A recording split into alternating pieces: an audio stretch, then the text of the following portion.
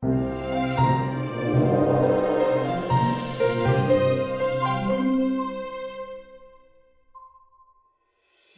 à ceux qui nous rejoignent et bonsoir à tous. Donc, à travers cette soirée, cette journée, cet après-midi, vous l'aurez compris, on a souhaité vous offrir un concentré de ce qui se vit et ce qui se fait ici au collège. Donc, le collège, le père Alexis Leproux nous l'a rappelé, c'est aussi un lieu de débat sur des sujets d'actualité, des rencontres inattendues, des invités issus d'horizons variés, des religieux, des laïcs, des artistes, des chercheurs, des personnalités engagées qui, à travers leurs échanges, réveillent le regard que nous portons sur le monde. Des rencontres qui, quelque part, tentent de chercher ce qui demeure à travers ce qui passe. Et ce soir, à l'heure des gestes barrières, c'est à travers le thème du lien que nous avons souhaité aborder, évoquer la question ô combien d'actualité du soin.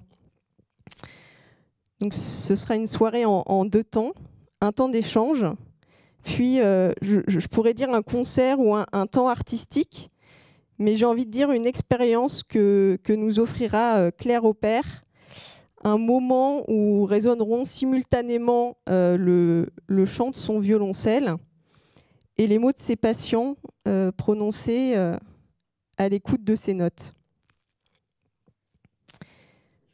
C'est une vraie joie de vous accueillir aujourd'hui, ce d'autant plus qu'il me semble que c'est la première fois que vous vous rencontrez réellement, après une rencontre virtuelle qu'on a organisée durant le confinement, par lettre interposée. Véronique Lefebvre-Desnouettes, vous êtes docteur en médecine, psychiatre auprès des personnes âgées à la PHP et docteur en philosophie pratique et éthique médicale. Vous avez publié l'an dernier « Que faire face à Alzheimer ? Gagner des années de vie meilleures ». Au collège, vous co-dirigez depuis un an, aux côtés du père Brice de Malherbe, le séminaire d'éthique biomédicale. J'espère que vous nous direz un mot sur cette recherche singulière qui se fait au sein du collège. Volontiers. Merci. Claire Opère, vous êtes violoncelliste, concertiste, professeur et art thérapeute musical en unité de soins palliatifs. Vous pourrez nous dire ce que recouvre cette notion de art thérapeute musical. Lorsque vous n'êtes pas en concert à travers le monde, vous jouez pour les malades et les personnes en fin de vie. Dans votre ouvrage, publié en début d'année, me semble-t-il, Le Pansement Schubert, vous faites le récit de votre propre protocole musical. Le terme protocole, d'ailleurs, n'est pas forcément le terme le plus approprié. Vous parlez de rencontres uniques avec des hommes et des femmes souffrants que le chant du violoncelle apaise. Le moment musical que vous offrez au chevet des patients est, je vous cite, « un port abrité dans l'épreuve qui relie les êtres et témoigne de cette part vivante en chacun de nous ». Alors, en lisant vos mots, en écoutant, en fait, mardi dernier, l'archevêque est venu nous parler ici au collège et il a dit, à propos du collège, justement, que l'une de ses missions était de regarder le monde des vivants et d'y faire entrer la vie. Y faire entrer la vie. Il me semble qu'il y a un petit peu de cela, même beaucoup de cela, dans votre démarche, Claire, qui cherchait donc à appréhender le soin comme un lieu de vie, même à l'approche de la mort. Est-ce que vous pourriez nous en dire davantage ? Donc, je suis effectivement en soins palliatifs depuis maintenant 10 ans, dans 2 services, à l'hôpital Sainte-Périne à Paris et également à Puteaux, à l'hôpital Rive-de-Seine. Et je suis membre, en quelque sorte, partie de l'équipe pluridisciplinaire. Et c'est très intéressant parce que le terme art thérapeute musical, effectivement, mérite quelques explications. L'art-thérapie, donc, tient dans ces 2 mots, art et thérapie, mais c'est un complément dans une équipe pluridisciplinaire. L'art-thérapie ne guérit pas. Et on a souvent retenu cette phrase que notre médecin coordinateur de l'équipe de Sainte-Périne disait souvent, à l'issue justement des pansements Schubert, je vous en dirai quelques mots, il disait 10 minutes de Schubert égale 5 mg d'oxynorme, qui est un dérivé de la morphine.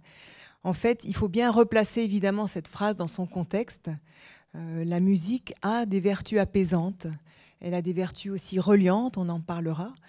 Mais ce qui est intéressant, c'est que dans une unité de soins palliatifs, où les personnes, donc 80% des personnes en fait décèdent dans l'unité, où je me rends chaque semaine auprès des patients pour jouer pour eux. Nous avons, avec le professeur Donatien Mallet, qui est également médecin en soins palliatifs et professeur d'éthique médicale, fait une analyse fort intéressante de 450 paroles que les patients ont prononcées à l'écoute de la musique, qu'ils ont prononcées pendant ou après que j'ai joué pour eux. Et c'était fort intéressant parce que les grands mots phares qui ont émergé de cette étude, le premier mot, je dirais, qui a été cité le plus souvent sur les 450 personnes dont les paroles ont été analysées, c'était le mot « vie », qui était associé au mot « vibration » et également au mot « beauté ». Et c'est d'autant plus étonnant que dans un lieu qui est effectivement où les personnes viennent déposer souvent leurs dernières heures, le mot « vie » soit quelque chose qui est éprouvé particulièrement au moment où la musique résonne. Et ce qui est intéressant de voir, c'est que les vibrations du violoncelle, donc c'est un instrument éminemment vibrant, et cette vibration enveloppe, pénètre, traverse le corps souffrant et permet pour un temps de transformer ce corps de maladie en un corps de vie rééprouvé, en un corps de sensation, en un corps d'émotion et en un corps de vie donc. Et le mot « vie », je n'avais pas remarqué que j'étais si vivant là, disait cette patiente en désignant par le plat de sa main le lieu nodal qui était son cœur. Voilà, le mot « cœur » également vient se rajouter au mot « vie », vibration et beauté. Donc, dans un lieu où la vie se dérobe, cette même idée de la vie est présente également auprès des personnes donc, atteintes des maladies neurodégénératives avec lesquelles j'ai travaillé pendant presque 6 ans, où effectivement cette force de la musique et vibratoire du son parfois permet une réordonnance de la démence et également de récupérer des capacités résiduelles qui semblaient bien... Qui ne demandent qu'à vivre. Exactement. Voilà, c'est beaucoup à dire, mais voilà. Vous avez parlé de la vie, vous avez parlé du cœur. C'est une belle transition par rapport à une définition que donne de vous une façon qu'il a de vous interpeller, le professeur Sicard, qui est l'ancien président du Comité consultatif national d'éthique. Il dit de vous que vous êtes Véronique, que vous êtes un pêcheur d'âme enseveli qui redonne la vie, que vous dévoilez ce qui ne se voit pas ou qui ne se voit plus sous le masque de la maladie. Est-ce que c'est cela aussi, faire entrer la vie ? Bien entendu, c'est cela, la simple présence humaine auprès de nos malades. J'adore reprendre cette phrase parce qu'un homme allongé nous oblige, nous médecins, à nous dépasser, à amener la vie dans les confins de l'humain, que ce soit les personnes en fin de vie, les personnes qui souffrent de maladies neurodégénératives comme la maladie d'Alzheimer. Moi, j'exerce en tant que psychiatre dans un grand hôpital de l'assistance publique de 1000 lits de personnes très âgées, très polypathologiques, en fin de vie. Mais la vie est toujours là, présente. Et il faut savoir aller au-delà, évidemment, du masque de cette maladie d'Alzheimer, au-delà de la mimie, au-delà de la démence, puisque ces patients sont réputés être privés d'esprit, pour aller chercher cet esprit qui sommeille. Et vous avez des paroles qui sont des paroles de vérité. Moi, j'aime à dire que je ne suis pas docteur, mais je suis médecin. C'est-à-dire qu'on médit notre art. Hein. Je ne suis pas celui qui sait, c'est mon patient qui sait. Et je suis là pour tisser des liens avec lui, avec même des lambeaux d'esprit qui divaguent parfois. Eh bien, moi, j'en fais des perles signifiantes, j'en fais des colliers de perles signifiantes. Je renvoie cette vie qui ne demande qu'à sourdre jusqu'au bout. Tisser des colliers de perles signifiantes. Ouais. Vous avez eu des mots lorsqu'on a préparé notre échange en parlant de cette dimension holistique du soin, donc qui relie notamment l'âme, le corps, l'esprit. C'est certain. Ce que Claire fait avec son violoncelle, moi je le médis avec mon art. La médecine est un art et absolument pas une science. Et c'est très important de s'adresser à la personne et pas à la maladie. Hein, nous les médecins, nous avons beaucoup trop tendance à réifier nos patients, c'est-à-dire à regarder le bilan, à regarder l'IRM, hein, ne parler que de la maladie et pas de la personne. Donc une prise en charge holistique, c'est une prise en charge qui est globale, qui fait le lien entre le corps malade, ce que le malade nous montre, son esprit qui lui se délite lorsqu'il s'agit de malade d'Alzheimer, et puis son âme qui vibre au son du violoncelle de Claire, mais qui vibre à la prosodie de la voix du soignant qui vient, à la caresse du soignant qui vient redonner une cohésion à ce patient qui souffre, qui n'a plus que la langue de bête lorsqu'il souffre.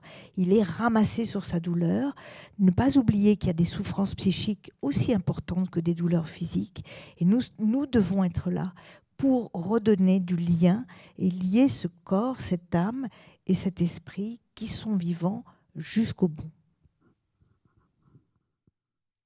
Claire ? Oui, ce qui est intéressant, effectivement, dans cette tripartition, quelque part, qui est de notre père Platon, c'est quelque chose qui est tout à fait vécu aussi au niveau de l'expérience que je fais avec les patients. Ce qui est intéressant, c'est que c'est d'abord le corps qui est interpellé dans cet élément vibratoire. Donc on voit des patients, et même des patients qui sont dans des comas profonds, qui réagissent de façon très massive à l'écoute de la musique, par une amplification de leur respiration, une ampliation thoracique qui est très impressionnante. Et actuellement, justement, à Puteaux, où je travaille avec l'équipe, nous sommes en train de réfléchir sur le souffle qui se modifie justement à l'écoute de la musique et de quelle façon, très souvent, c'est une façon de manifester la présence au monde pour les personnes qui sont autour, quand le contact n'est plus ni par la parole, ni même par les yeux, et que la personne semble loin, la musique, en faisant modifier les paramètres respiratoires, en donnant une sorte de souffle, pneuma, d'esprit au patient qui est là dans la chambre, est souvent un signe très très consolant, apaisant et porteur d'espoir, comme une dernière fête à laquelle la famille est conviée alors qu'ils n'avaient pas trouvé forcément ni les mots. Et très souvent, quand je rentre dans la chambre, j'entends dire « mais c'est pas la peine, de toute façon, il n'entend pas ». Et cette écoute qui est manifestée par le corps, les pieds qui bougent, on a vu aussi des larmes même près des patients, parfois qui étaient dans des comas assez profonds, manifeste que la personne, dans son unité, dans le noyau de son être, reste présente, quelle que soit l'avancée de sa pathologie, quels que soient ses troubles cognitifs et quel que soit également son degré de vigilance. Merci. En vous écoutant, on a vraiment le sentiment d'une tension entre, d'un côté, le soin et de l'autre, la médecine, entre une approche peut-être un peu plus organique, nécessairement morcelée, plus biologique du corps, et une approche plus anthropologique. Quelque part, un petit peu comme si la médecine, en multipliant les médiations nécessaires, que ce soit les analyses biologiques ou l'imagerie médicale, se coupait du corps lui-même, du malade et quelque part du soin. Et on échangeait tout à l'heure à ce propos en se disant que les métiers du soin, avant, ils étaient davantage sous influence religieuse et qu'aujourd'hui, c'était un petit peu comme si toute trace de transcendance avait à disparaître. Et que peut-être c'était là qu'on avait perdu quelque chose. Est-ce que vous pourriez revenir sur ce sujet ? Je pense qu'au contraire, il y a une transcendance. Quand je vois tous les soignants arriver dans mon hôpital le matin, que je vois cette musique, chacun se réveille, chacun vient, tout se met en œuvre comme un orchestre, hein, chacun sait ce qu'il a à faire. Et au-delà parfois de la douleur, parce que nous venons de traverser une crise gravissime, hein, mes malades sont morts dans des conditions parfois tout à fait douloureuses pour les familles, qui ne pouvaient pas se recueillir, où il n'y avait pas de rituel. C'est une question d'amour. Il y a cet amour qui est présent. Alors, pas l'amour éros, pas l'amour philia, mais l'amour agapé, qui est cet amour qui donne sans attendre forcément de retour. Et chaque soignant porte cet amour en lui. Qu'est-ce qui nous meut quand on vient à l'hôpital? C'est bien ça, c'est l'être à l'autre, l'être à autrui. Et exercer notre art nécessite une certaine technicité, comme Claire avec son violoncelle et son archet. Elle va vous transcender tout à l'heure. Mais pour faire passer cet amour, il faut avoir une certaine technicité. Je vous parlais de la caresse. La caresse se fait avec tact. La caresse ne maintient pas, la caresse ne bégriffe pas, ne va pas tenir. Mais chez les personnes âgées en fin de vie ou qui ont une maladie d'Alzheimer, qui ne savent même plus nommer leur avant-bras, leur bras, c'est quelque chose de tellement important que j'ai voulu continuer, malgré le Covid, malgré la nécessité de se protéger, à continuer cette pratique d'entrer en matière avec l'autre atteint de troubles cognitifs. On redonne une cohésion en caressant le malade qui souffre, mais qui va se réveiller, qui va être là, qui va être dans une juste présence avec nous. Merci. Claire? Cet élément unificateur, effectivement, dans le morcellement qu'impose la maladie, dans cette passivité qui est très souffrante. Et c'est très intéressant de voir justement, vous en ferez l'expérience tout à l'heure à travers les paroles des patients, même si beaucoup n'ont pas de paroles, et que c'est un peu aussi le paradoxe d'ailleurs, que la musique n'a pas besoin de paroles, mais qu'on réfléchit beaucoup à partir des paroles pour essayer de mieux comprendre ce qui se joue. D'ailleurs, pas uniquement à travers les paroles. Mais cet élément unificateur, il est sur beaucoup de niveaux. Il est, comme j'ai dit tout à l'heure, en rééprouvant effectivement une unité dans le corps qui est rompue, qui est morcelée par la maladie. Il est également au niveau du cœur. Et on a vu, moi j'ai beaucoup voyagé, j'étais aussi au Japon et dans beaucoup d'autres pays où j'ai fait cette même expérience de jouer en fait pour des personnes en fin de vie. Et finalement, je me suis rendu compte que tous les hommes, enfin je le savais déjà, mais ça s'est confirmé qu'il n'y a strictement aucune différence, aucune entre, même s'il y a des différences culturelles, et peut-être on m'a demandé parfois la chanson japonaise du village au lieu de l'aria de Bach, mais au fond, ce que ça induit, la partie profonde que ça rejoint, qui est hors pathologie, qui est saine, qui est vivante et qui n'est pas altérée, c'est quelque chose qu'on retrouve dans tous les pays du monde et dans toutes les pathologies. Et le troisième élément, qui est l'élément de l'esprit, si on repart sur notre trilogie platonicienne, c'est très intéressant parce que les patients atteints de la maladie d'Alzheimer, parfois, ont des paroles tellement surprenantes. Après avoir écouté la musique, j'ai travaillé pendant 5 ans auprès de résidents d'EHPAD. Donc j'ai mené aussi bien d'ailleurs la musique que la peinture, aussi des autobiographies, des spectacles d'art total, où les résidents dits déments ont fait des spectacles. On en a fait 10 donc, au cours des 5 ans, avec 14, 15, 17 répétitions, où finalement les déments sont devenus des artistes et que toute action qui n'était pas prévue, et il y en avait beaucoup, la chorale qui s'arrête parce qu'un bouton de la cantatrice est de travers, et finalement deviennent des surgissements et des événements créateurs. Et donc l'esprit est touché. Et une des femmes qui ne parlait pas m'a dit une fois, et donc après ça il y avait un médecin qui est venu pour constater, elle m'a dit: vous savez pourquoi votre musique me touche? C'est parce que c'est votre âme qui parle à mon âme. Et après, elle n'a dit que des choses totalement incohérentes pendant beaucoup de jours. Voilà. Évidemment, c'est un tableau qui va au cœur de ce qui se joue pendant ces moments-là. C'est intéressant aussi de voir que parfois c'est difficile, que parfois il y a des refus, que parfois ça ne fonctionne pas comme on voudrait. Je ne dis pas que c'est toujours de la sorte, mais les résultats en fait de toutes nos études, aussi bien sur l'impact que ça a sur les soignants, sur l'impact que la musique dans un service a sur les familles également et sur les patients, sur la diminution de la douleur, sur la diminution de l'anxiété, sur le fait que les relations parfois sont remises en route. Ce sont des choses qui sont réelles et qui sont même chiffrées. Je pense que c'est aussi intéressant d'ailleurs d'avoir un regard qui tend et qui vise à être scientifique pour pouvoir prouver à ceux qui en auraient besoin peut-être que l'art et la beauté en particulier réordonnent et réaniment les profondeurs humaines. Merci. Je vois les minutes qui passent.